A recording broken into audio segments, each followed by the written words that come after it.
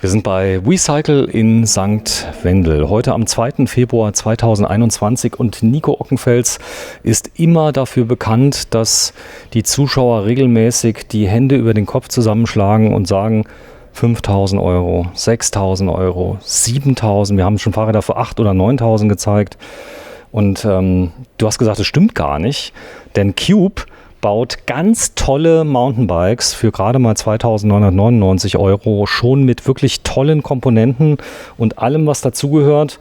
Also ein Fahrrad, wo man sich nicht verstecken muss vor den Freunden aus dem Bikepark, vielleicht so ein kleines bisschen, aber ich sag mal so für 2.999 Euro ganz viel bietet. Hallo Nico. Hallo Sven, grüß dich. Ja, das Reaction Hybrid Race, so wie wir es hier sehen, in einem schönen Grau, dezenten Grau, ist für mich gesehen oder auch im Allgemeinen mit das stärkste Modell in der Reaction-Serie. Durchaus. Wir zeigen Räder, die richtig viel Geld kosten, aber für mich ist es auch immer wichtig, Modelle zu zeigen, die konsumig sind. Wir steigen ja bei Cube schon in einem Preisgefüge von knapp 2.000 Euro ein. Wir haben das auch schon abgedreht gehabt. Das ist das Reaction Hybrid Performance mit dem Bosch Performance Motor. Gibt es in den Varianten 400, 500 und 625 Wattstunden und dort geht es wirklich dann auch schon ab 2.000 Euro los. Da ist manch anderer Hersteller bei weitem noch nicht am Start. Viele Segmente beginnen in dem Hardtail-Bereich, so wie wir es hier haben, heißt also nur frontgefedert, Preisgefüge 2.500 bis 2.800 Euro. Das Race ist wirklich schon ein Rad, was absolut top ausgestattet ist. Für 3.000 Euro erhalte ich, wie eigentlich bei allen Cube-Modellen oder fast allen, bis auf bei dem Performance, den stärksten Bosch-Motor, sprich den Performance CX mit 85 Newtonmetern. Der ist drin. Der ist schon mit drin und auch immer schon dann der große Akku. Also ab dem Modell hier haben wir keine Variante mehr mit 500 Wattstunden oder gar mit 400. 400 ist auch komplett eigentlich nicht mehr gefragt, zumindest mal bei uns in Deutschland. Hier 625 Wattstunden, großer Performance CX-Motor, Purion-Display. Und das mit XT-Schaltgruppe, 12-fach XT-Schaltgruppe mit verbaut. Also hier im Großen und Ganzen, also Top-Preis-Leistungsverhältnis und das jetzt zu einem Preisgefüge von 2.999 Euro. Oh, mir kommen die Tränen, Nico. Hast gar nichts mehr dran verdient. Das ist aber so, das ist hart kalkuliert. Cube baut in Deutschland, wir haben die Cube-Fertigung besucht. Es gibt Fahrräder, die kommen direkt aus Fernost, fix und fertig, aber ich glaube, das hier kommt tatsächlich aus Bayern. Genau, das wird dort komplett montiert, also vom Rahmen aufgesehen, der Motor eingebaut, die Schaltgruppe, die Bremsanlage, die Laufräder etc. Selbst die werden dort eingespeicht, maschinell. Also die Produktion, wer die mal sieht, wir haben dazu ja auch ein Video, ist wirklich sehr, sehr interessant, sowas mal anzuschauen und vor allen Dingen, wie die Entwicklung der letzten 10 Jahre der Marke Cube halt auch aussieht. Ich habe jetzt bei einem Online-Seminar selber mal gesehen, da ging es darum, wer hat den größten Marktanteil im E-Bike-Segment und wie groß ist er? Willst du raten? Also es ist jetzt schon klar, dass es Cube ist, aber was glaubst du, wie groß ist der prozentuale Anteil? Im E-Bike-Segment? Wenn du schon so kommst, keine Ahnung, 60%? 25% sind. Ah, okay. Genau. Aber das ist schon ein großes Stück vom Kuchen. Und gefolgt ist dann Highbike mit knapp, ich glaube, 16-17%. Und Cube hat jetzt gerade im Vergleich von 2019 zu 2020 nochmal zugelegt und liegt jetzt wirklich roundabout knapp über 25% Marktanteil im E-Bike-Segment. Ne? Also wir rechnen nur E-Bikes und nichts anderes. Kommt natürlich auch dadurch zum Tragen, die Kollektionen sind groß, also es gibt viele Modellvarianten, ob vollgefedert, ob Hardtail, ob Tiefeinstieg, Trekkingrad, Kinderrad. Also da ist Cube sehr, sehr breit aufgestellt mit einer der größten Kollektionen aller Hersteller. Und das fand ich halt auch doch sehr, sehr interessant. Also ich hätte auch eher noch auf Highbike getippt, weil sie sehr konsequent ja nur E-Bikes machen. Aber Cube hat Highbike mittlerweile überholt. Ja, du hast auch Halberg im Programm, muss man sagen. Ja.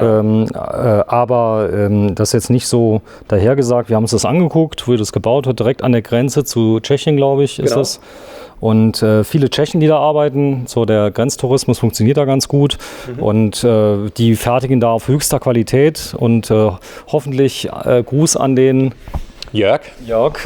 Schalt uns das Video frei. Denn wir haben im Werk gefilmt, die hatten aber so viel zu tun, sie konnten es noch nicht freigeben bis jetzt. Aber wir werden uns jetzt mal aktiv darum kümmern, dass es freigeschaltet wird. Dann ist es sehr sehenswert. Ein Riesenwerk, wer noch nie da war.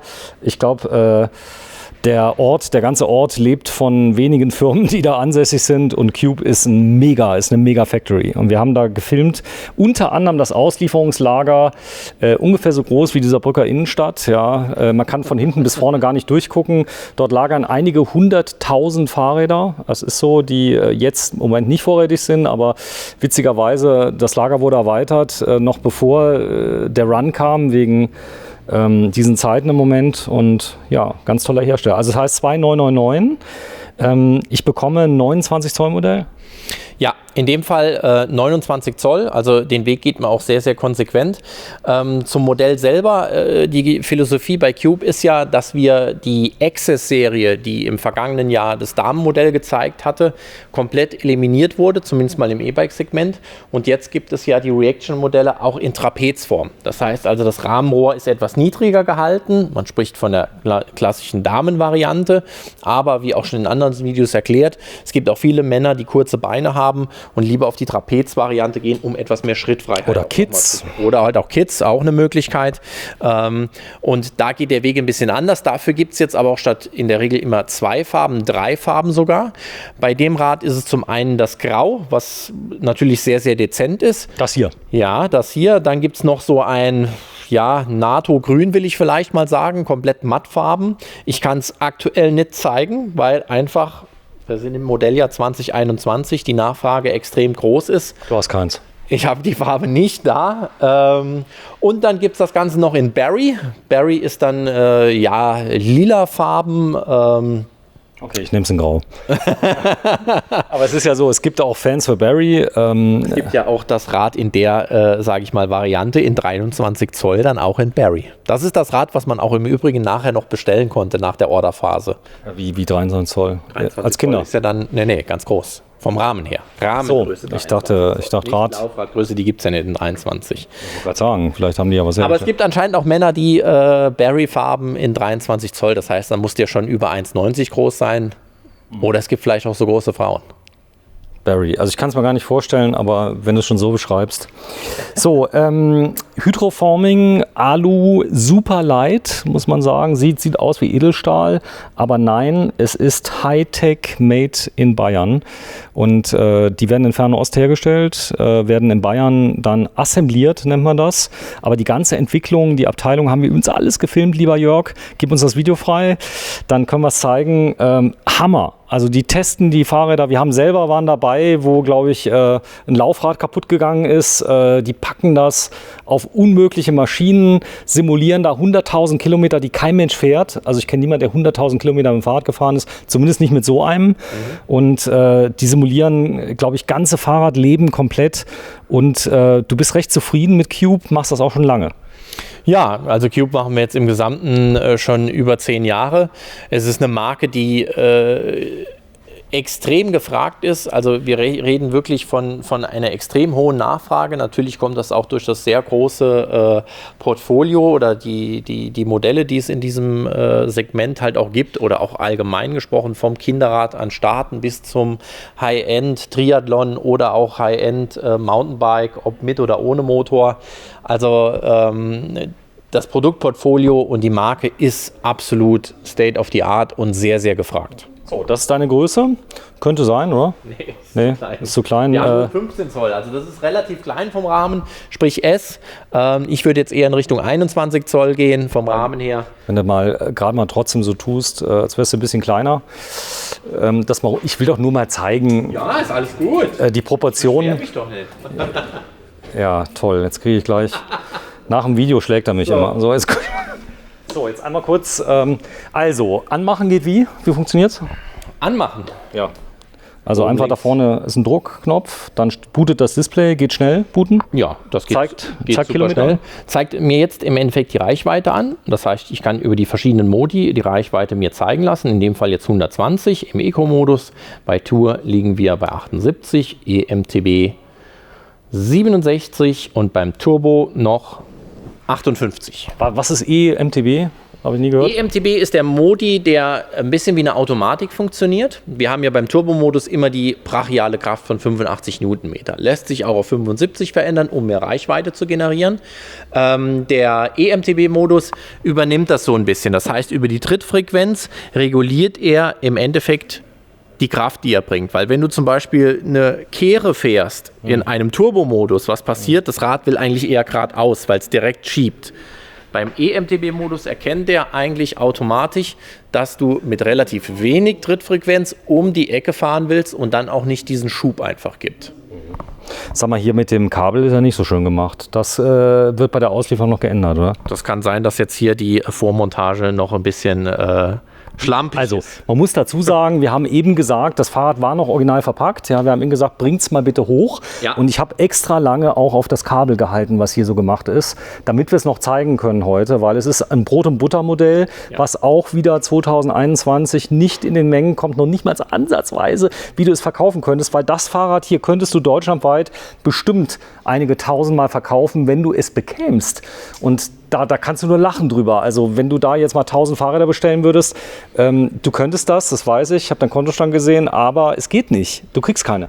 Sagen wir mal so, es ist eigentlich nicht zum Lachen, es ist eher zum Heulen, weil die Nachfrage ist wirklich sehr, sehr groß und wir reden hier von einem sehr konsumigen Produkt, was wir sehr, sehr stark geplant haben, aber wir zum aktuellen Stand, und wir haben Anfang Februar in manchen Größen schon sagen müssen, ausverkauft. Für dieses Jahr. Für dieses Jahr, also sprich für das Modelljahr 21. Was geht das? Ja, in der Regel sage ich mal bis Juli, dann kommen so die ersten Nachfolgemodelle. Wir werden mal schauen, eigentlich ist die Auslieferung von Cube wirklich sehr, sehr gut. Ich kann den Hersteller hier auch nur loben, das klappt sehr, sehr gut. Da gibt es andere, das ist deutlich schlechter im Verhältnis. Und ja, aber alle kämpfen mit der gleichen Problematik. Es fehlen Teile, es fehlen Container, um die Ware zu transportieren. Das ist der Stand der Dinge einfach. Ist wirklich zum Heulen. Also wenn Sie das haben möchten, 2.999 €. Wir sind auf ein paar Sachen eingegangen. Eine tolle Bremsanlage ist mit drin. Eine Stahlfeder vorne. Luftgabel. Nein, keine Stahlfeder. Wir haben eine Luftgabel mit drin. Also wir haben bei dem Rad wirklich konsequent sehr, sehr hochwertige Produkte. Und wie ich die Planung schon gemacht habe, war mir schon klar, dass dieses Rad sehr, sehr stark wird. Das Modell, was unten drunter ist, ist ja das Pro. Preisgefüge 2.699 €. Ich kann nur sagen, für 300 € mehr bekommt man hier deutlich mehr Fahrrad nochmal.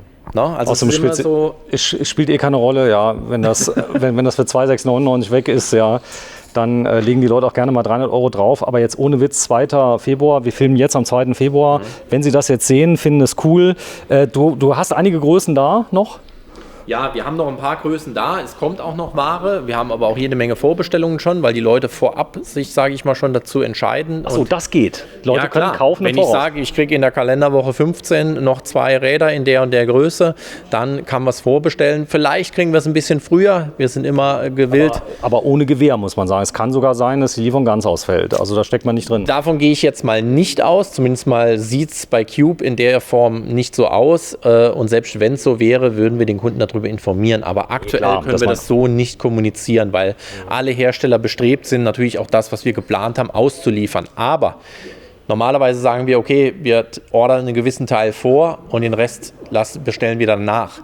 Das entfällt im Modelljahr 2021 komplett. Also es gibt, wenn es Hersteller gibt, vielleicht noch wenige Modelle, wenige Größen, die ich noch nachbestellen kann. Dann reden wir in der aktuellen Situation aber von Lieferterminen Juli, August, September. Sehr schön. Ja, Nico Ockenfels, stellvertretend für 30 Mitarbeiter, Bosch Performance Line CX.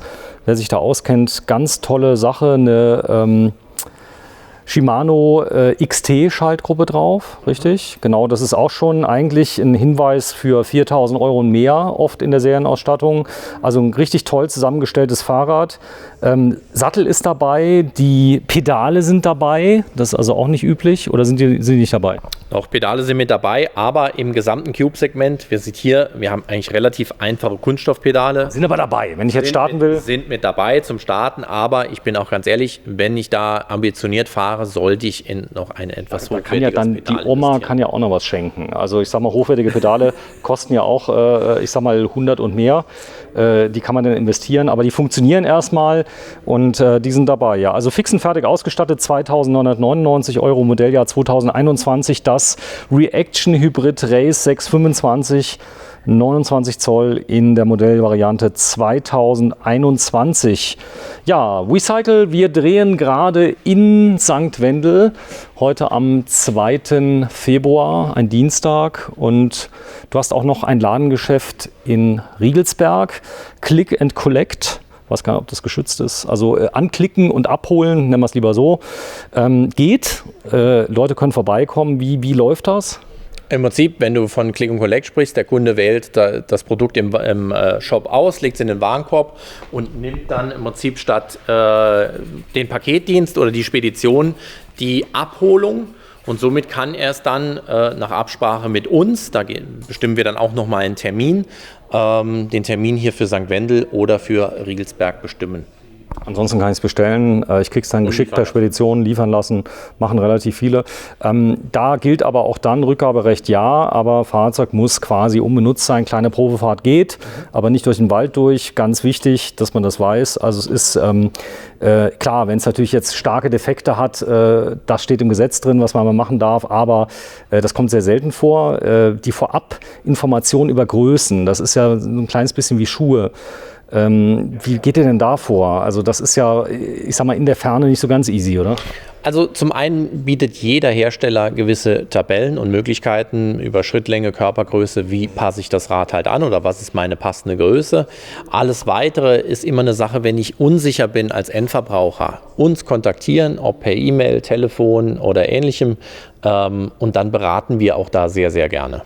Sehr schön. Ja, Nico Ockenfels, wecycle.de und einmal in St. Wendel und einmal in Riegelsberg. Die normalen Öffnungszeiten, wenn nicht gerade geschlossen ist, wegen ganz besonderer Situationen? Von 10 bis 18 Uhr, montags bis freitags und samstags von 9 bis 13 Uhr. Ja, tschüss Nico. Ciao Sven.